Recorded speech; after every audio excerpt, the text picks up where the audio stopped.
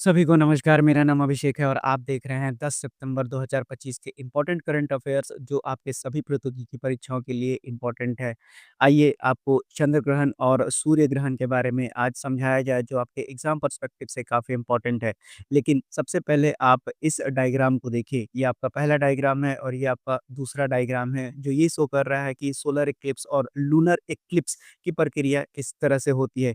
लेकिन सबसे पहले 2 टर्म को आपको समझाएँगे, उसके बाद इन दोनों टॉपिक्स पर आते हैं। देखिए, सबसे पहले हम अम्ब्रा और पेनम्ब्रा के बारे में जानते हैं।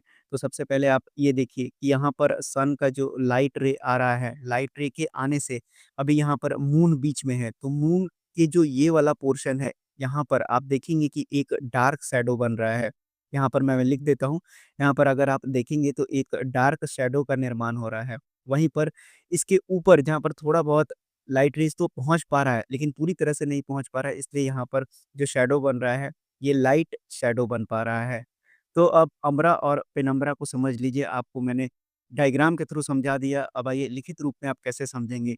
तो 2 मेन कंपोनेंट होते हैं ये शैडो के, जो कि फ़ॉर्म होते हैं जब ऑब्जेक्ट ब्लॉक कर देता है लाइट सोर्स को, तो अम्ब्रा क्या है, कंप्लीटली डार्क होता है और inner part of the shadow होता है, जहाँ पर लाइट सोर्स जो होता है एंटायरली ब्लॉक्ड हो जाता है ऑब्जेक्ट के द्वारा। वहीं पेनम्ब्रा जो होता है वो लाइटर और पार्शियल शैडो होता है, जो कि अम्ब्रा के एजेस के अराउंड होता है, जहाँ पर पोर्शन ऑफ लाइट सोर्स जो होता है वो ब्लॉक होता है ऑब्जेक्ट के द्वारा। तो अब आप समझ गए होंगे ये लिखित रूप से, और यहाँ पर मैंने आपको प्रैक्टिकल रूप से भी समझा दिया। ये सोलर इक्लिप्स के भी केस में होता है और लूनर इक्लिप्स के भी केस में होता है। अब आइए समझते हैं कि सोलर इक्लिप्स और लूनर इक्लिप्स क्या होता है। देखिए, अगर सोलर इक्लिप्स को देखेंगे तो यहाँ पर सन है और यहाँ पर अर्थ है। तो सन और अर्थ के बीच में जब मून आ जाता है, तो यहाँ पर जो इक्लिप्स की घटना होती है इसको हम सोलर इक्लिप्स कहते हैं। सोलर यानी कि सूर्य की बात कर रही है, सूर्य ग्रहण की बात हो रही है। तो सोलर इक्लिप्स एक सेलेस्टियल इवेंट है जो अकर होता है जब मून सन और अर्थ के बीच से पास करता है और जो उसका शैडो है वो अर्थ पे पड़ने लगता है, जिस कारण जो सनलाइट है वो ब्लॉक हो जाता है उस पर्टिकुलर एरिया में, तो इसको हम क्या कहते हैं, सोलर इक्लिप्स। अब आइए समझते हैं लूनर इक्लिप्स को। तो अगर आप देखेंगे तो ये आपका सन है और ये आपका अर्थ है और ये मून है। तो अगर सन और मून के बीच में अर्थ आ जाता है, तो यहाँ पर क्या बनता है, आपका लूनर इक्लिप्स की प्रक्रिया बनती है। तो लूनर इक्लिप्स कब होता है, जब अर्थ सन और मून के बीच में आ जाता है और क्या बनता है, किसका शैडो बनता है, और जो शैडो होता है वो मून पर बनना चालू हो जाता है। यानी कि अब आप देखेंगे कि जो आपका लाइट रेज़ है, यानी कि अर्थ जो है, जो मून पर सन का लाइट रेज़ जाना चाहिए था, उसको ब्लॉक कर देता है। तो ये क्या हो गया, आपका चंद्र ग्रहण कहलाता है। तो ये पॉइंट इम्पोर्टेंट था, आपके एग्ज़ाम के लिए कई बार पूछा जाता है। तो आप याद करने का एक ट्रिक भी याद रख सकते हैं कि अगर सोलर इक्लिप्स की बात करें, तो सोलर इक्लिप्स में आप याद रख सकते हैं ऐसे एस, उसके बाद एम और उसके बाद अर्थ, जिससे आपको एक अंदाज़ा लग जाएगा कि मून जो है सन और अर्थ के बीच में है। वहीं अगर लूनर इक्लिप्स की बात करें तो सन, अर्थ और मून, यानी कि अर्थ, सन और मून के बीच में आ जाता है। तो देखिए, अगर मून बीच में आ रहा है तो अर्थ पे शैडो बनेगा, वहीं अगर अर्थ बीच में आ जाएगा तो मून पे शैडो बनेगा। बस इतना इम्पोर्टेंट पॉइंट है, याद कर लीजिएगा तो एग्ज़ाम में गलत नहीं होगा।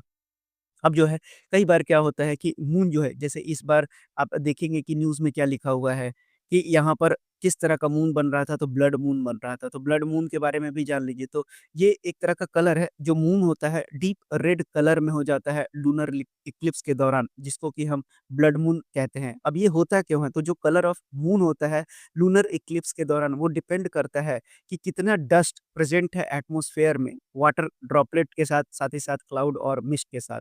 तो यानी कि एटमॉस्फेरिक जो आपके एटमॉस्फेयर में मौजूद होने वाले जो डस्ट हैं, ड्रॉपलेट्स हैं, क्लाउड है, मिस्ट है, और इन्हीं में जो केमिकल रिएक्शंस की वजह से जो आपका कलर है मून का, वो ब्लडी दिखाई पड़ता है। तो ये भी बात अब आप याद रख सकते हैं, क्योंकि आपसे पूछ सकता है कि ब्लडी मून होने का क्या कारण हो सकता है? तो एटमॉस्फेयर में डस्ट, साथ ही साथ ड्रॉपलेट, क्लाउड और मिस्ट के प्रेज़ेंट के कारण ये ब्लड मून बनता है। तो ये था इम्पोर्टेंट न्यूज़ जो पहला आपको दिमाग में रखना है।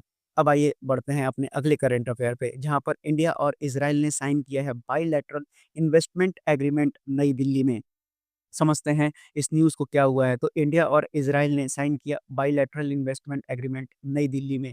अब एग्रीमेंट किसके द्वारा साइन किया गया? तो यूनियन फाइनेंस और कॉर्पोरेशन मिनिस्टर, जिनका नाम निर्मला सीतारमण है, और फाइनेंस मिनिस्टर ऑफ इज़राइल जो हैं, इनका नाम है बेजालेल स्मोट्रिच। अब जो एग्रीमेंट है, वो किसके लिए किया गया है? तो इससे जो है इन्वेस्टमेंट बूस्ट होगा, साथ ही साथ एक ग्रेटर सर्टेनिटी प्रोवाइड किया जाएगा और इन्वेस्टर को प्रोटेक्शन दिया जाएगा। साथ ही साथ ग्रोथ जो है ट्रेड का और म्यूचुअल इन्वेस्टमेंट का, उसको फैसिलिटेट किया जा सके और साथ ही साथ जो भी डिस्प्यूट है उसको रिज़ॉल्व किया जा सके। अब जो फाइनेंस मिनिस्टर हैं, उनका कहना ये था कि जो एग्रीमेंट है, जो दोनों के बीच का बायलैटरल एग्रीमेंट है 2 कंट्रीज़ के बीच में, वो अभी 800 मिलियन यूएस डॉलर तक हो चुका है। वहीं अगर हम बात करें तो जो इन दोनों के बीच में बायलैटरल कोऑपरेशन हो रहा है, ये किस पर जोर देता है? तो ये cyber security, defence, innovation, high technology sectors में दोनों देश अपने आप को आगे बढ़ा सके, इसके लिए एम्फसाइज़ किया जा रहा है। साथ ही साथ fintech innovation, infrastructure development, financial regulation और डिजिटल पेमेंट कनेक्टिविटी में भी दोनों देश अपने एक-दूसरे को बढ़ावा दे सके, इस तरह का एग्रीमेंट दोनों के बीच में चल रहा है। अब अगर बात करें तो इज़राइल की बात करें तो यहाँ की कैपिटल जेरूसलम है, वहीं यहाँ के प्रेसिडेंट का नाम इसहाक हर्ज़ोग है, प्राइम मिनिस्टर का नाम है बेंजामिन नेतन्याहू। वहीं अगर यहाँ के ऑफ़िशियल लैंग्वेज की बात करें तो हिब्रू और यहाँ के जो संसद है, उसको कहा जाता है नेसेट। याद रखिएगा, इम्पोर्टेंट पॉइंट्स है। और ये भी पॉइंट याद कर लीजिएगा कि जो हमारा और इज़राइल का, इन दोनों का जो एग्रीमेंट के हिसाब से कितना मिलियन यूएस डॉलर तक अभी चल रहा है, तो 800 मिलियन यूएस डॉलर का जो है हम दोनों के बीच में, इज़राइल और इंडिया के बीच में बायलैटरल इन्वेस्टमेंट चल रहा है अभी फ़िलहाल में। ये बढ़ने की उम्मीद है, क्योंकि इतने सारे जब कोऑपरेशन होंगे तो ज़ाहिर-सी बात है हमारी और इज़राइल दोनों की इकोनॉमी भी बूस्ट करेगी। बढ़ते हैं अगले न्यूज़ पर, जहाँ पर कि 75,000 कैंप्स पोषण माह में लगाया गया है, जहाँ पर कि जो पीएम मोदी हैं लॉन्च किया है स्वस्थ नारी सशक्त परिवार अभियान सितंबर 17 को।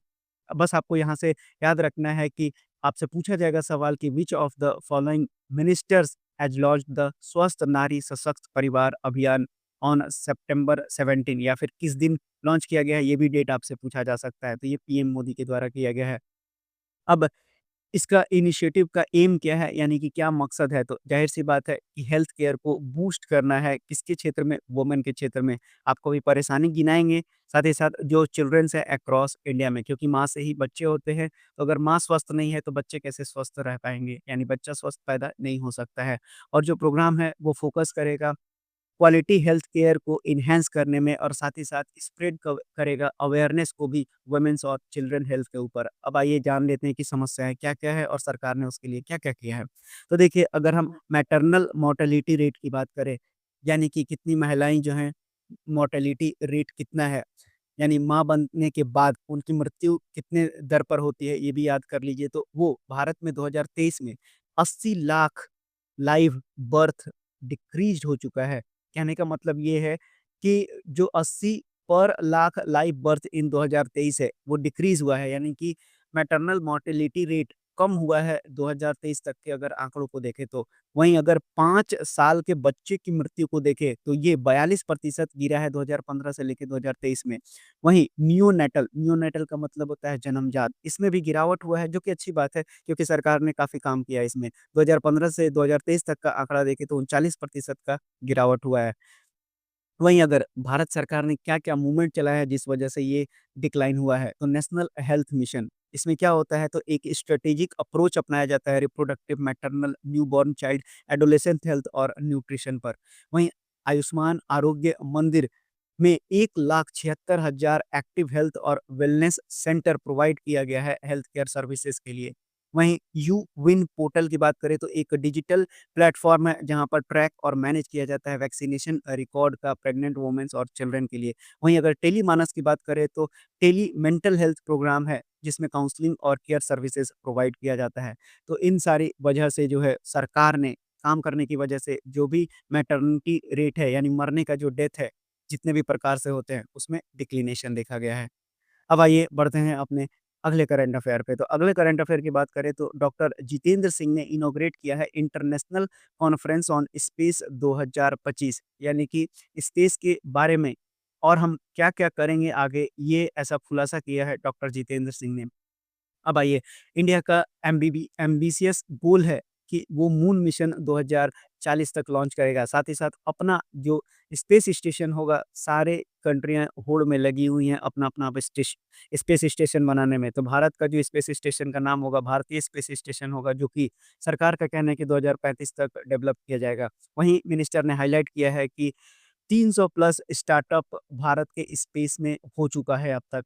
अब अगर आइए इस न्यूज़ को थोड़े से डिटेल में देखते हैं, तो याद क्या-क्या रखना है आपको इस न्यूज़ से, तो 2035 तक भारतीय स्पेस स्टेशन का भारत निर्माण कर लेगा। वहीं इंडियन एस्ट्रोनॉट्स को मून पर 2040 तक उतारने का हमारा लक्ष्य है। वहीं अगर इस कॉन्फ्रेंस यानी कि इंटरनेशनल कॉन्फ्रेंस ऑन स्पेस की थीम की बात करें तो क्या है, harnessing space for global progress, innovation, policy and growth. निश्चित रूप से ये थीम आपके एग्जाम में देखने के लिए मिल जाएगा। वहीं इन्होंने चंद्रयान 3 के बारे में भी हाईलाइट किया और बताया कि भारत ने कैसे लूनर पर साउथ पोल में अपना जो लैंडर है उसको लैंड करवा दिया। वहीं यहाँ पर कैप्टन शुभांशु शुक्ला के बारे में भी चर्चा किया गया, तो आपको एक्सियम मिशन याद रखना है। ये कहाँ गए थे? तो इंटरनेशनल स्पेस स्टेशन पे गए थे। साथ ही साथ मार्स, वीनस, एस्टेरॉइड्स और भी कई सारे मिशंस जो इंडिया के द्वारा चलाए जा रहे हैं, उसके बारे में हाइलाइट किया गया। तो यहाँ से आपको क्या सवाल पूछा जाएगा? आपसे सवाल पूछा जा सकता है कि 2035 तक या फिर भारतीय स्पेस स्टेशन कब तक बन जाएगा? 2035 तक भारत का टारगेट कब तक है कि वो अपने इंडियन एस्ट्रोनॉट्स को मून पर लैंड कराएगा? तो वो 2040 तक हो सकता है। वहीं अगर इस वर्ष की थीम की बात करें इंटरनेशनल कॉन्फ्रेंस ऑन स्पेस 2025 की, तो ये क्या है? तो harnessing space for global progress, innovation, policy and growth. तो इतने सारे क्वेश्चन इस करंट अफेयर से बन सकते हैं। वहीं यहाँ पर मिनिस्टर ने निसार के बारे में बताया, तो निसार का फुल फॉर्म अपने आप में इम्पोर्टेंट क्वेश्चन है। निसार क्या है? तो नासा इसरो का सिंथेटिक जॉइंट अपर्चर रडार है, यानी कि भारत के इसरो और यूनाइटेड स्टेट के द्वारा इसे लॉन्च किया गया है। अब अगर हम बात करते हैं निसार के बारे में, तो निसार के बारे में आप जान लीजिए कि निसार क्या है।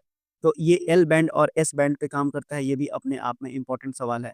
किस तरह का सैटेलाइट छोड़ा गया है? तो अर्थ ऑब्जर्वेशन सैटेलाइट किया गया के द्वारा छोड़ा गया है और कब लॉन्च डेट भी काफ़ी इम्पोर्टेंट है क्योंकि इसी साल इसको लॉन्च किया गया था 30 जुलाई 2025 को और इसमें जो रॉकेट इस्तेमाल किया गया था वो था जीएसएलवी F-16 रॉकेट।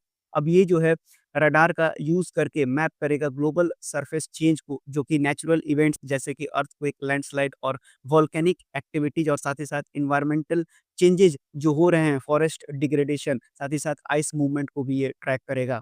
अब इसके ट्रैक करने से क्या होगा? तो इन सारी चीज़ें जो धरती पर दिक्कत हो सकती है, उसका सॉल्यूशन को खोजा जा सकता है, ताकि जो डिज़ास्टर प्रिपेयर्डनेस है और क्लाइमेट रेजिलियंस एफर्ट है, उसको सपोर्ट मिल सके।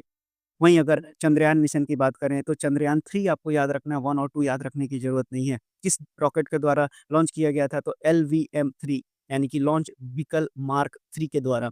कब लॉन्च किया गया था? तो 14 जुलाई 2023 को, जिसमें कि विक्रम लैंडर था और प्रज्ञान रोवर था। क्या हुआ था? तो सॉफ्ट लैंडिंग हुआ था लूनर सरफेस पर और कहाँ पर? साउथ पोल पर। और 23 अगस्त 2023 को भारत पहला कंट्री बन गया था जो मून के साउथ पोलर रीजन में लैंड किया था। तो कितने सारे इंपॉर्टेंट पॉइंट है स्पेस सेक्टर से, ये भी आपको याद रखना है। साथ ही साथ अगर हम बात करते हैं नासा की, तो नासा का फाउंडेशन 29 जुलाई 1958 को हुआ था, वहीं इसका हेडक्वार्टर वाशिंगटन डीसी में है। ड्वाइट डी आइज़नहावर यहाँ के फाउंडर थे और अगर हम एडमिनिस्ट्रेटर की बात करें तो सीन डफ़ी उनका नाम है। अब इसरो की बात करते हैं, तो इसरो का फॉर्मेशन 15 अगस्त 1969 को हुआ था।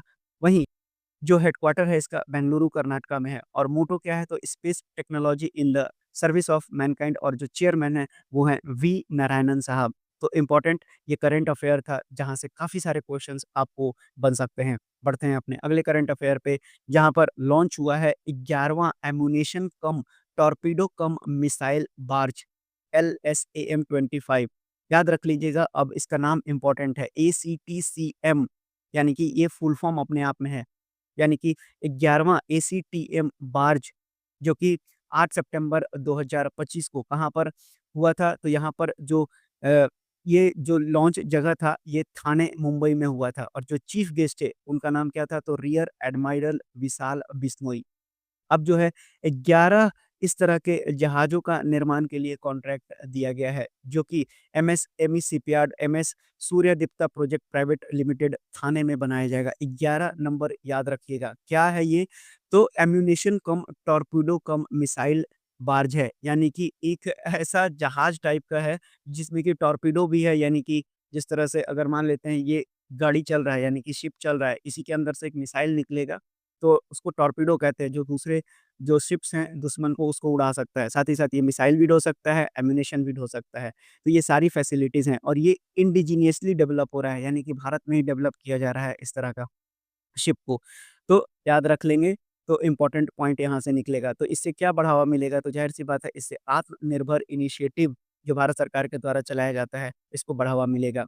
साथ ही साथ जो मॉडल है, यानी कि ये जो बनाया जा रहा है शिप, अब इसको टेस्ट कहाँ किया जा रहा है? तो नेवल साइंस और टेक्नोलॉजी लैबोरेटरी में। ज़ाहिर-सी बात है, कोई भी सामान को बनाया जाएगा तो उसकी पहले टेस्टिंग की जाती है, ताकि जो उसका इम्प्लीमेंटेशन और एग्ज़ीक्यूशन है उसको अच्छे से किया जा सके। तो एम्यूनेशन कम, टॉरपीडो कम, मिसाइल बराज, याद रखिएगा, एमएसएमई शिपयार्ड के द्वारा बनाया जा रहा है। कहाँ पर? महाराष्ट्र में बनाया जा रहा है। कितने नंबर होगा इसका? यानी 11 ठो बनाया जाएगा। पूरी तरह से इंडिजिनियसली बिल्ट है, यानी इंडिया में होगा। टेस्टिंग कहाँ पर किया जाता है? तो नेवल साइंस और टेक्नोलॉजी लैबोरेटरी में इसका टेस्टिंग किया जाता है।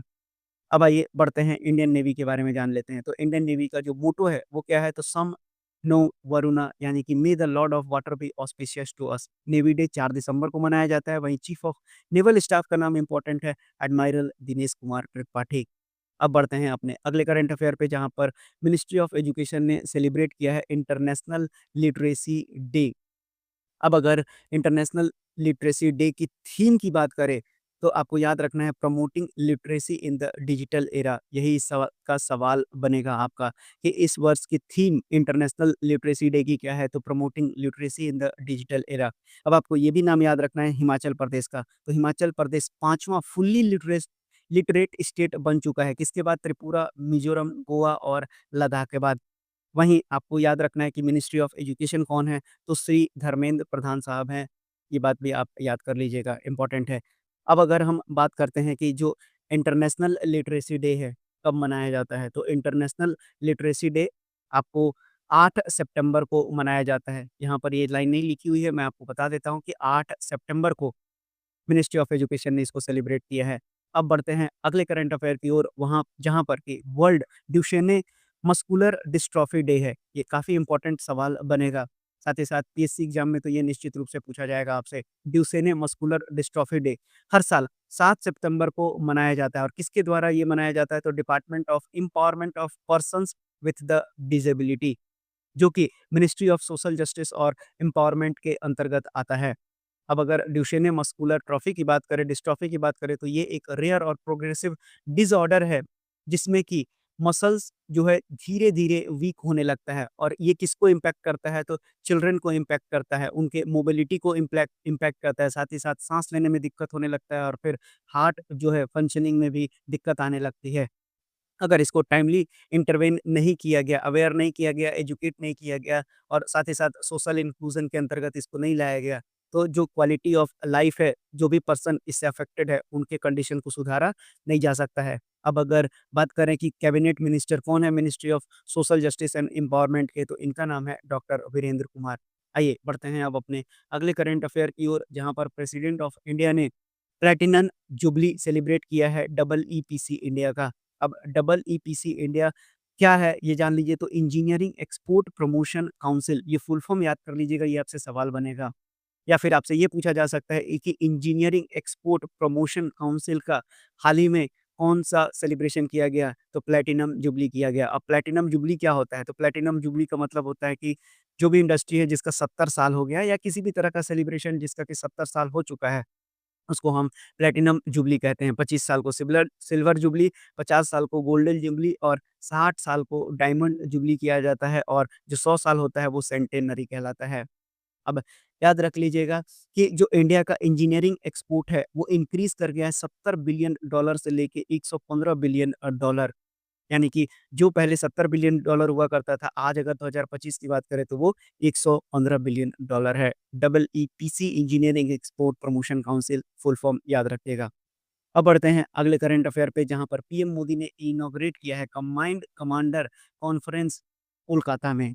तो आपसे यही सवाल बनेगा कि पीएम मोदी के द्वारा हाल ही में कंबाइंड कमांडर कॉन्फ्रेंस कहाँ पर इनॉग्रेट किया गया है? तो अपने आप में ये एक सवाल है, कोलकाता में किया गया है।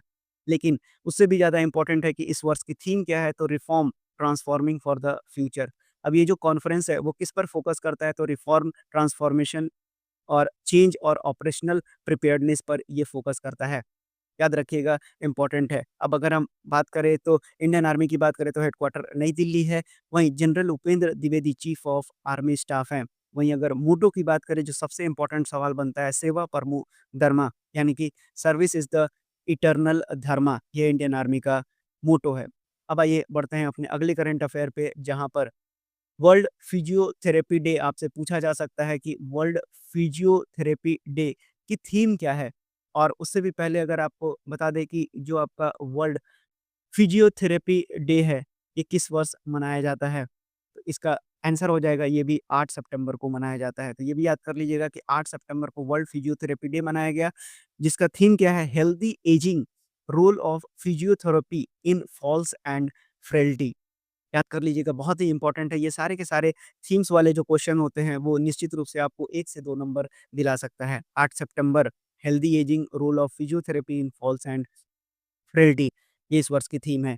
चलिए बढ़ते हैं अपने स्पोर्ट्स सेक्शन की ओर जहाँ पर इंडिया की मेंस टीम ने एशिया हॉकी चैंपियनशिप जीत लिया है। अब इसका आयोजन कहाँ हो रहा था? तो राजगीर, बिहार में हो रहा था। अब इन्होंने किसको हरा दिया है? तो इन्होंने कोरिया को हरा दिया है। साउथ कोरिया को हराकर 4-1 से जीत लिया है। भारत की तरफ से दिलप्रीत सिंह ने 2 गोल किया, वहीं सुखजीत सिंह और अमित रोहिदास ने 1-1 गोल किया। तो याद कर लीजिएगा वेन्यू ज़्यादा इम्पोर्टेंट है। वहीं अगर अपने आखिरी करंट अफेयर की बात करें ऑब्ituary सेक्शन से तो एक महान जर्नलिस्ट जिनका नाम था संस कारसन ठाकुर, इनका 63 वर्ष की आयु में निधन हो गया है। वहीं अगर बात करें तो ये वन ऑफ द बेस्ट अखबार टेलीग्राफ के ये एडिटर भी रह चुके हैं। तो ये थे इम्पोर्टेंट करंट अफेयर जो 10 सितंबर से थे। अगर आपको मेरा पढ़ाया हुआ सेशन पसंद आया है तो आप लाइक, सब्सक्राइब और शेयर भी कर सकते हैं। साथ ही साथ डेली जुड़िए, आपको क्लास में ही हर चीज़ याद हो जाएगा, जो आपके आने वाली सभी प्रतियोगी परीक्षाओं में आपको ये करंट अफेयर काम आएगा। अब मिलते हैं कल, तब तक के लिए धन्यवाद।